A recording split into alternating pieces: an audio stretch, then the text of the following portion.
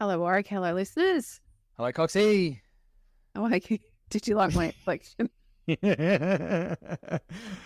I'm excited for parts of this episode. I'm very excited for this episode, and I am not excited for my joke. I want to preface this joke by letting you all know this is very much for your children. This is. Oh, righto. It's funny already. Your daughter is going to love this one. Go. What do you call a cow that mows the lawn? Oh, no. I don't A lawn mower. Oh, my gosh. G'day, I'm Woz. And I'm Nick, sometimes Coxie, mostly Nick. This is the Tradies in Business podcast, and we're here to share a bunch of tips, ideas, tactics that you can put in place to get change happening in your trade business right now. If you're really lucky, we're going to entertain you with a few mum jokes, and more importantly, a bunch of fantastic guests that will educate you in all things you need to know about trade business, but we do promise to do it with a whole bunch of fun along the way. I'm a self-confessed idiot, so strap yourself in and enjoy another episode. I think even my 12-year-old is going to roll her eyes and groan at that one. Love it. She'll love it. It's fantastic. Because we have cows at my place, and every time I shift them to a different paddock, I say to her, hey, let's go and move the cows. And she just goes, oh, Dad. And can you remind me, one of them's called, well, one of the old cows that you've already eaten is the cow formerly known as. And every time I go near the Beefy's bakery, I take another photo to send to your daughter. Yes, Beefy. Anyway, today's guest is not Beefy. No. Today's guest is questioning his life choices, and the fact that he said yes to being interviewed on the Tradies in Business podcast. But he goes by the name of Ben Sims. He has guitars, caps, and lots of green grass. Ben, welcome to the podcast, mate. Here's what I appreciate it, mate. Jeez, what an intro. What a legend. That's the best one yet, I'm sure, Ben. That was the best joke I've heard in a couple of years, to be honest. Ben, that was disgraceful. Hang on, let me make the sound. Sound of Ben sucking up. All right. Yep. They're pretty crap. I'm known for my terrible jokes, Ben. So. You gave it a go. Thank part you. Part of the trademark. All right, dude. So you're here to talk about some interesting stuff, and I'm pretty sure I'm going to be able to turn this into a business lesson. So that's my challenge I'm throwing down for today's episode. But Ben, you're from Lawn Tips, and I'm pretty sure our listeners are dying to find out a bit more about Ben Sims, the man, the myth, the legend. Nice. So I am, what do I say? It's a bit of an odd one, isn't it? I'm a YouTuber, but I do online sales and marketing and that as well. But I'm a greenkeeper, qualified greenkeeper. I've been for 12 years, 13 years now. Was in the business for about 8 years, working on a golf course, became a superintendent. And then I just started doing videos on the side for fun, and it turned into a business venture. After about 2.5 years in, I went full-time selling product and making videos online. That's my gig, talking about grass. Nice. Yeah.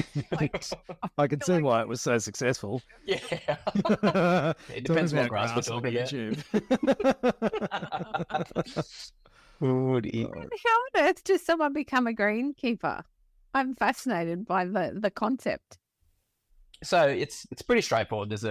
You go to TAFE and do a Cert 3 in horticulture, and you just do your trade at a golf course or a bowling green, or the council does it. You can do it when you're doing parks and gardens. There's many ways to get into greenkeeping, but it's a pretty dying trade, I guess. It's getting wide drought. Yeah, you can say that. No, there's just not people interested. Because of the drought. Cracking myself up. Yep.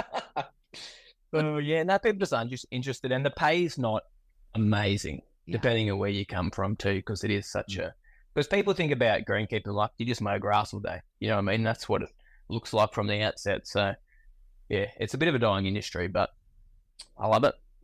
Give it a hope I did. The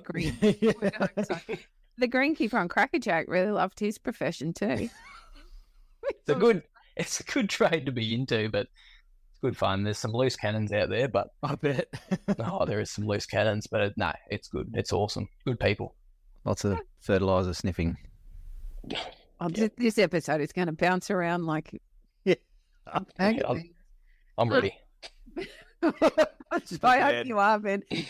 It's before 12 noon. I don't know if you really are ready, mate. No, it's true. Ben, well, I didn't know it was a profession, if I be really honest. Clearly on big golf courses, professional courses, perhaps, I'd thought about the fact somebody needed to be really good at what they were doing to be able to create the outcomes that they were. But I hadn't really thought about things like bowls clubs. So my dad's oldish. Sorry, Dad, if you're listening. He plays bowls several times a week. They have a greenkeeper, and I don't know. I just didn't think about it as a profession. I had made an assumption that somebody from the bowls club kind of rolled into that position, pardon the pun, at some point in time. And that's how somebody became responsible for taking care of the grass. But clearly not. It's actually something we can do an apprenticeship for. Yeah, 100%. It's quite in depth, and you even go to university for it and do your turf science degree. It's quite it's very in depth actually. There's some very smart and nerdy people out there that are in the high end of the turf industry that get paid millions to do what they do. Because I've got lots of university books. Not much of a university thing over in Australia. There is turf science here and there, but it's more in the States. Because you think about places like the big football clubs over in Europe and then all those places, they need people that know what they're doing to look after the grass properly. Otherwise, I mean, you're not just mowing it. You're putting fertilizer out all the time. You got to have qualifications to know what chemicals work and how to use it properly. So it's learn about irrigation, everything. Like there's a lot more to it than you think, but it is glorified grass mowing to an extent. Yeah. Paid lawn porn. Yeah. That's it. Righto. So, mate, 12 years doing that. How did you actually choose that though as a career path? You know, was there a reason you wanted to be outside cutting grass or? Nah, I wasn't even into it. It just came up at the time. My brother was working at the golf course actually, and I was working at a phone shop selling phones. And then I was like, I've got to get out of here. So I just took an apprenticeship and loved it from there. Yeah, I used to just get a whip step my whole backyard. I used to hate mowing grass. Oh, wow. Yeah, I used to hate it. And then I just started doing it and just loved it. So stuck at it. Yeah, but pushing an old Victor around your backyard is a bit different to riding around on a $75,000 bloody green cutter. Exactly. And that's how much they cost, honestly, if not more. And when the grass looks nice, it's a bit different too to like a dust bowl in your backyard. Yeah. With mum and dad screaming at you to hurry up and cut the grass. Yeah, exactly. Yeah, right. We've all been in that position. I've had kids throw tantrums over having to mow the lawn. It's not fun. What is it about it that you enjoyed in the beginning, Ben? Because obviously it's been a journey for you to get where you are now, and you're doing something different now than you were doing then. But in the beginning, what really cemented it as an ideal for a career for you?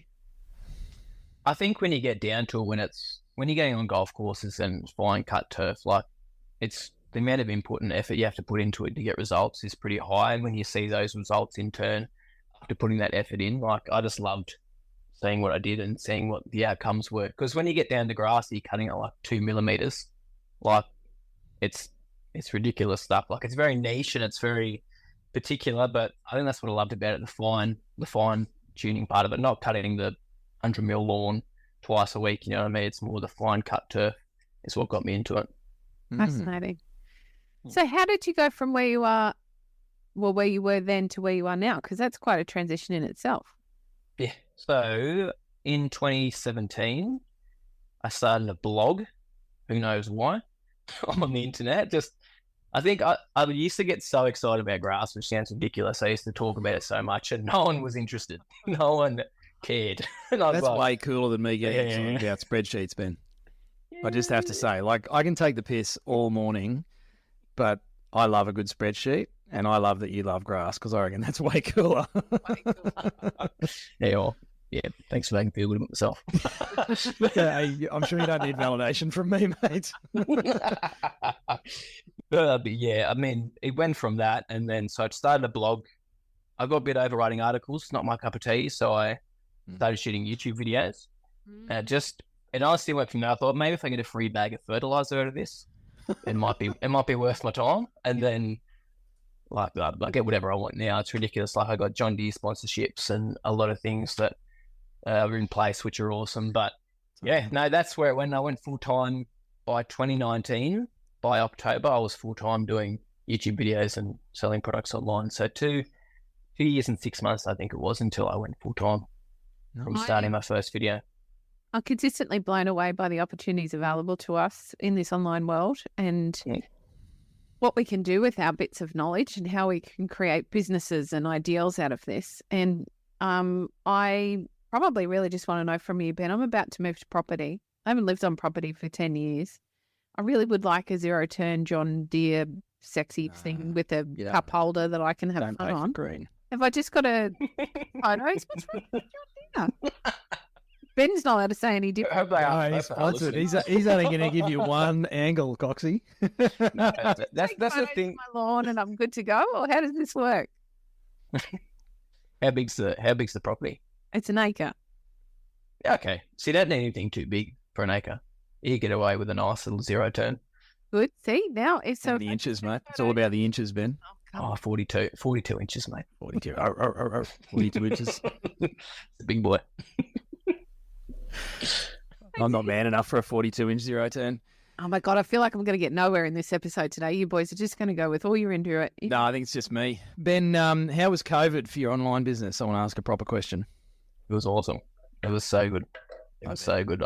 I think I went full time and then a couple of months later COVID hit. Mm-hmm. I think I doubled my sales in the first year, doubled the sales the next year because people stuck at home.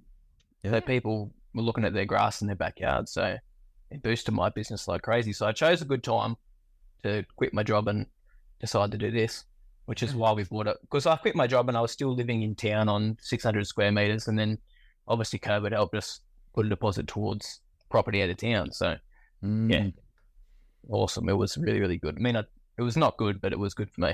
Yeah. I think that's common in the trades. Yeah. I don't 100%. Think so.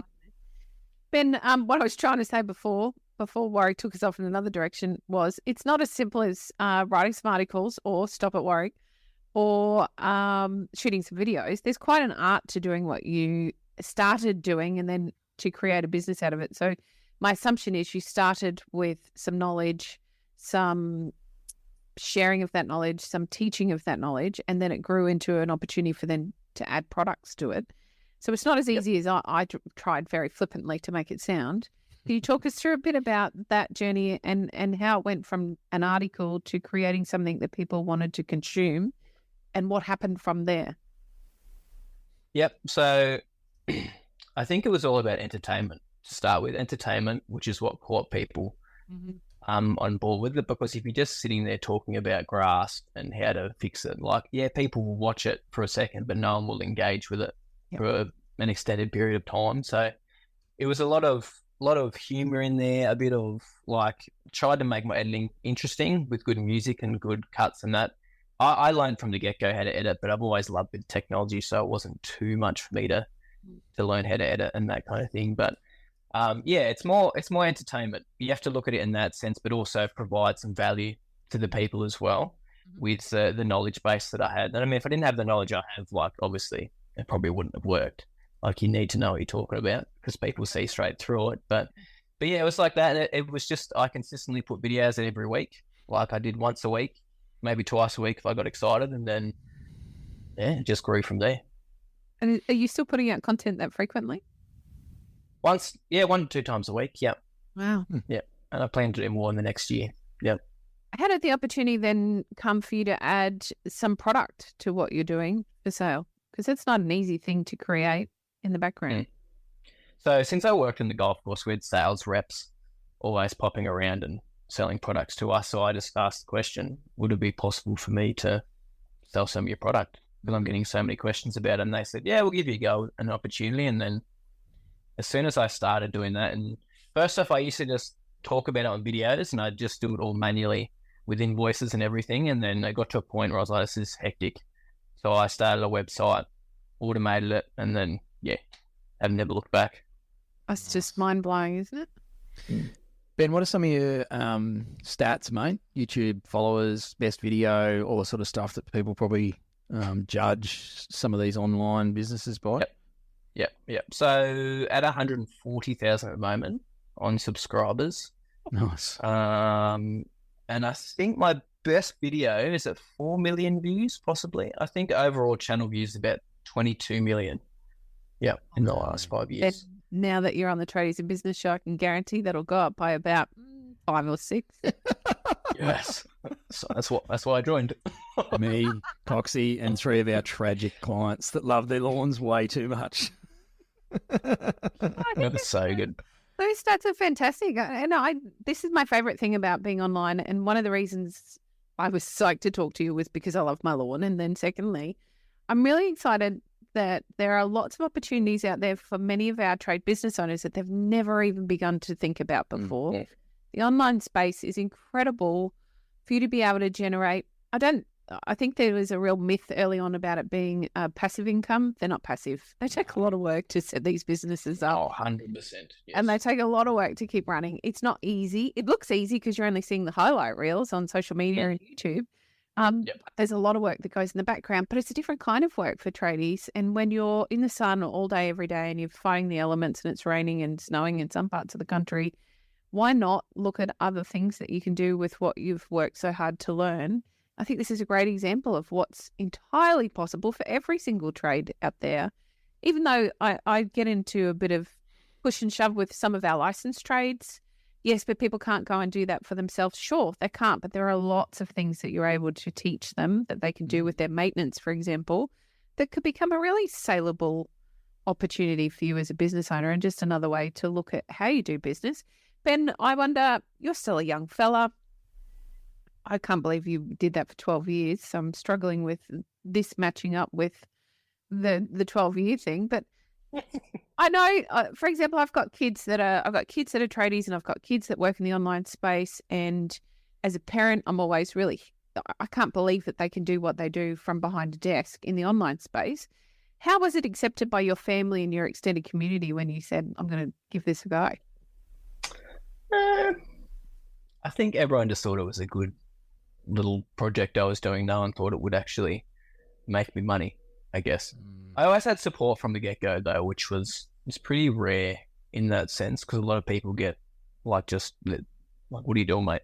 You know what I mean? And I did it when it wasn't the norm as well. Like when I started it, it was, but it wasn't it still wasn't a huge thing, and there was not really anyone doing it in the lawn care space and any greenkeepers even thinking about doing something like that. So yeah, but my family and friends were pretty good. I mean, they'd make the odd joke here and there, like, you YouTuber, mate, and just laugh about it. But I mean, it's good now. Yeah. They can see it was worth it. Yeah, that's it. Yeah. Just amazing. Ben, I often wonder about any online business, I guess, but particularly where you're relying on views and product sales off the back of your content, ad placement revenue, all those sorts of different income streams that go along with a digital business. And I wonder what the lifespan of something like that is. Whereas, a plumber will always be able to do plumbing, or a carpenter will always be able to build houses or decks or something. But I just wonder if there's an end point to some of this stuff before the next thing comes along. What if there's a replacement for Meta, heaven forbid? Do you ever think about that? And do you have a business plan behind all of this, or is it just something that you're just riding the wave while it's there?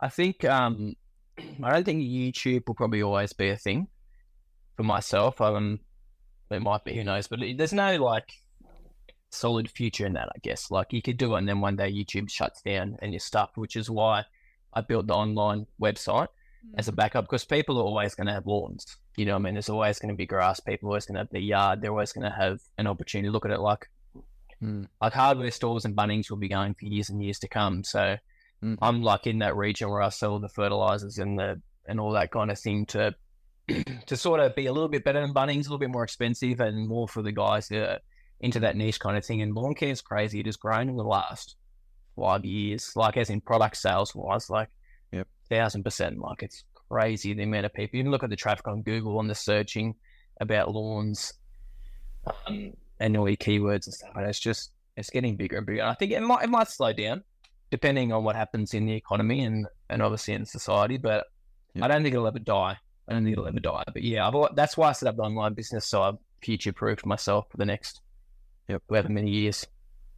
Love it, mate. Love it. And I love how you're tying it back to not a staple or an essential service, but it's pretty close. Like, humans are vain. We run on what other people think of us. So, fashion, houses, cars, lawns, makeup. Like, they're all things that relate to our view of ourselves and, looking good for the rest of the world.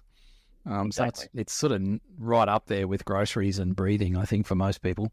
So I love how you've tied a digital business back to something physical in the product space. Yep. Can we talk about golf courses? Yep, we can. Because I read here that you made your own for yourself. Not that I play it. Like you haven't played time. I haven't played it in ages. I don't know. I work on it so much that I probably have the time to, but I just don't do it. That's the honest thing. But we've got 12 acres here on the property, and I've built a proper USGA spec golf green. So I think it's cost me so far to build the green about $70,000 to build it with irrigation and everything, and like putting a bore in for water sources. But I mean, it's proper spec, so it's got like 100 meters of drainage under it, 100 ton of gravel, 300 ton of sand, and obviously I've oversowed it and shaped it, and so it was a big project, but loved it. It's good fun. That is the coolest thing. I am so jealous of your backyard. It was fun. It's a lot of work. I think that'd be so cool. So who plays it if you don't play it? No one. No one. My kids should. Something? Surely there's I'm thinking about doing that in future. Thinking about hosting events, even possibly having, because it's quite picturesque here, like a lot of nice trees, especially in autumn. Yeah. Quite a beautiful property. So we might do the shut up and have like a little bit of a wedding venue, or who knows. We'll see what happens. Golf weddings, yeah. Well, there's a market for it. Especially we've got an Airbnb, and we had someone who's a member at the lakes somewhere in Sydney anyway, one of the golf courses there, and like rich people, like they're all doctors, retired doctors and stuff. And he said, mate, all my like doctor friends and everything would come here and pay a squillion just to rent it out and stay here. And you know what I mean? So there's another business in that itself. But I mean, I want to have things finished before I think about that. But done's better than perfect, Ben. That's Ask true. any wanker business coach, he'll tell you. I'll start tomorrow then. There you go. There's accountability started now, mate. So I got another ridiculous question. Coxie often talks about some of her self-care is because she loves her lawn, but part of her self-care is to get out of her office and go and stand in the sun, take off her shoes and get her toes in the grass. For you, given that you spend so much time growing, cutting, manicuring grass, do you like to get your toes in the sand or the prickles or something? Like, does it just lose its appeal for you to stand in the grass? That's the dumbest question I've ever heard, mate. Well, it's been nice having you on the show anyway, Ben. Mate, have a good one. Yeah. Oh, I didn't even know how to answer that. You don't have to. It was stupid. Just absolutely stupid. I'm 3 coffees deep and it's not even 12 o'clock. Jealous. Yeah. I have a question about, I guess, the business aspect of an online business. I mean, we crow a lot here on the show about business plans and setting goals and tracking your data and measuring your marketing and where people are coming from.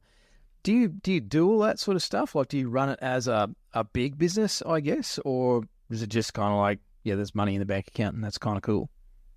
Yeah, no, I definitely have a look at it, and I do quite a bit of marketing. Obviously like emails and all that kind of jazz. But I mean, my YouTube channel is a huge side of the marketing as well, and very intentional in that sense on how I market on my YouTube channel. I'm not super in people's faces with it, which is why I think it's a win-win in my situation, because people love that authenticity and not the sales in your face. But yeah, I look at the data. I look at where traffic's coming from on the website. I have goals for increasing sales every year and always tracking to to improve things and always looking at different ways to market. I love doing that. I probably spend about maybe 10 hours a week just playing around with that kind of stuff. So yeah, otherwise you're just going to be stuck in a rut and not going to be getting anywhere, I guess, and maybe expanding the business. Love that. So the other thing I wanted to talk to you about, or get you to share with our listeners, is around content. Now we talk again a lot about content creation, and our tradies are generally, and this is a generalization, very resistant to recording video and then sharing it online with their potential followers or their clients. They don't want to be in front of the camera themselves. They don't know what to shoot. They overthink it. They freeze up. They think it's got to be, a $3,000 brand story or something if they're going to share it online. Have you got some, real world feedback? Like you're doing videos about lawn tips, so they're how-tos, I guess, and, product demos and all that sort of stuff. But in terms of a trade business owner going out there and recording content, they're not necessarily going to be a YouTuber getting paid from it. Any suggestions or do's and don'ts or anything that you can share with them? Yeah, it's tricky because when I first did it, I was quite hesitant in the fact that if other greenkeepers are watching, they might be judging what I'm doing. Yeah. And I was very, very cautious of that. But it's funny, the feedback from the industry is just positive, which is very odd.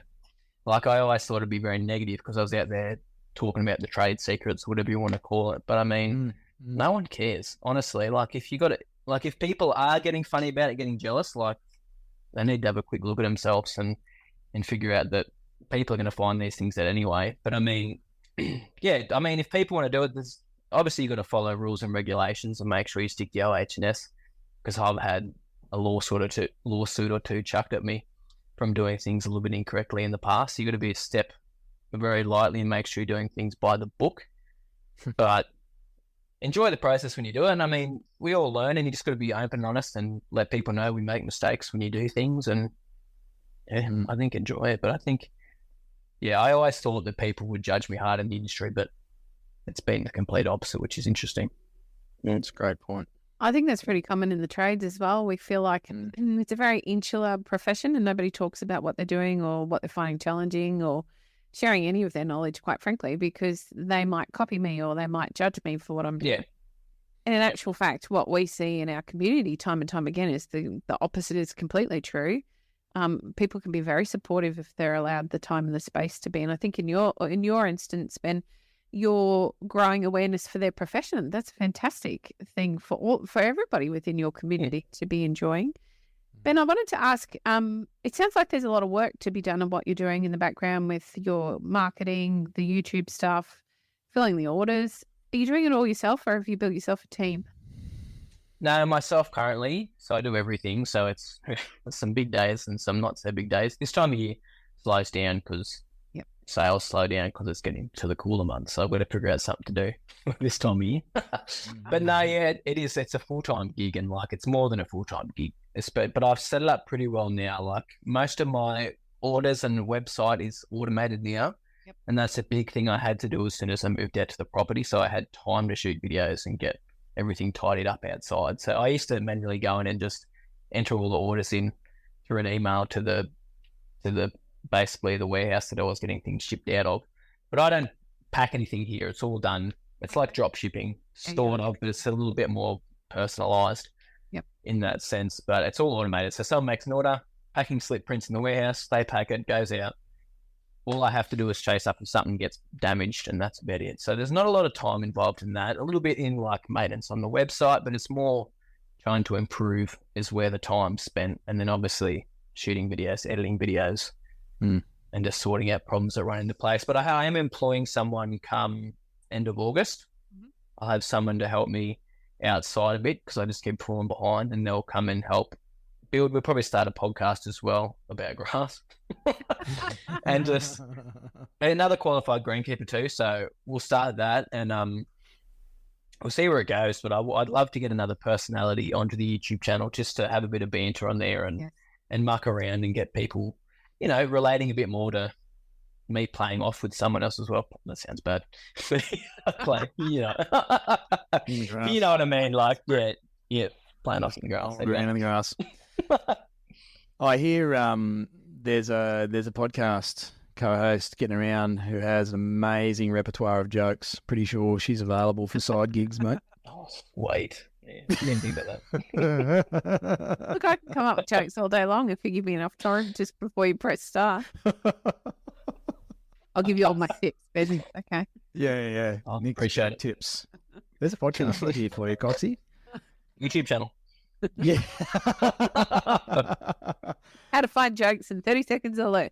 It's not a. It's a good point though. A good thread is, I think a lot of people go, "Oh, no one would watch that. No one would be interested in watching me pull sheeting off a wall. That's boring as bat droppings." But I reckon if you could think about it, there'd be a YouTube channel for it or a bunch of videos someone did once. I'm amazed at the stuff that comes up in my feed.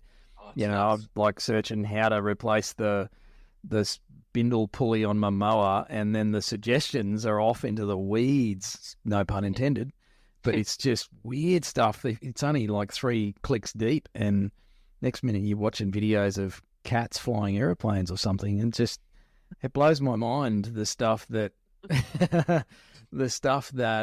people will watch. Clearly, Yeah, it's insane. Well, have you seen what's his name? Tim the Lawnmower Man. Yeah, Millions of views. That's insane. mind-blowing stuff. I'm Insane. still blown away that there are so many yards just begging for somebody to pay attention to them that they're as tall as I am. It's ridiculous. Yeah, it's nuts. Phenomenal. It is I could insane. watch that stuff all day, and I could watch the car cleaning. We had a detailer on. He was in Sydney since moved back to New Zealand, and I watch his videos literally every time I'm on social media. I don't know why I find it satisfying, but it's incredible to watch the car get cleaned. It's Just funny, like I isn't watch lawn stuff. It's far out, Coxie. You lead an exciting life. oh shut up. Should I tell everyone what you're watching? No, I won't. Because I don't watch anything. Mine's like how to change a mountain bike tyre. It's riveting. Yeah, do you think I'm Wait.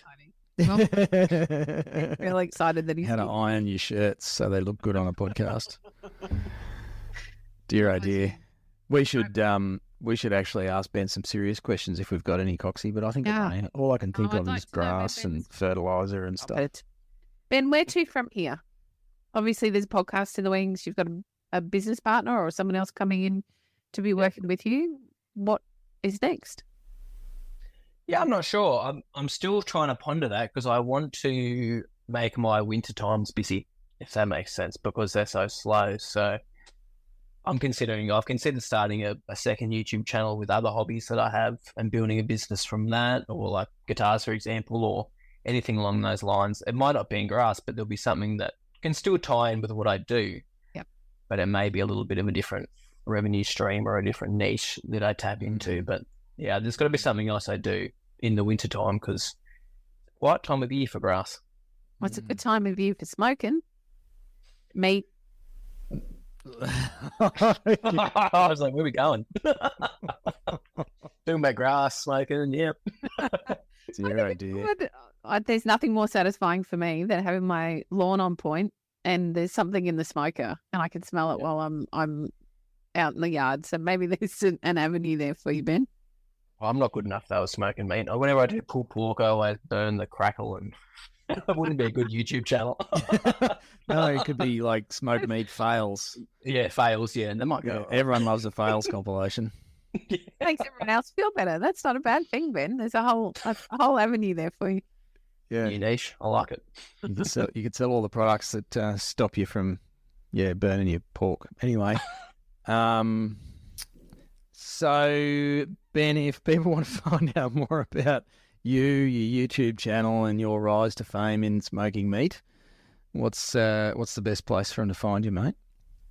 Lawn Tips, man, is the easiest thing. Lawntips.net, it's my website. Lawn Tips on YouTube, Lawn Tips on Instagram, Facebook. It's pretty straightforward. If you type in Lawn Tips, I think my face pops up somewhere on the internet. So, yeah. Now I'm going to close with a question. If you had 1,000 tradies in a room, what's one piece of advice you would love to leave them with, Ben? That's a really good question. Got to make up for this. One piece of advice. I think give things a go. Like take a risk. Like what I did was weird risk and just an idea in the back of my mind. But if you've got an idea, give it a crack. If it fails, it doesn't matter. Just give it a go. Love it. Bloody great advice, mate. Thanks, Ben. Thanks for the laugh. Thanks for being patient with us and putting up with our stupid puns. And, mate, well done on changing direction and grabbing hold of an opportunity. I think it's amazing to see people, particularly that go of a hands-on trade and go and do something a little different. I think that takes a lot of guts, and I'm always stoked to see people get results at it, mate. So this is my attempt at being sincere after what has been a fairly ridiculous episode of stupid jokes. Yeah, mate, we'll keep an eye out and watch your grass grow. Cheers, mate. Appreciate it. Thanks, man. Thank you.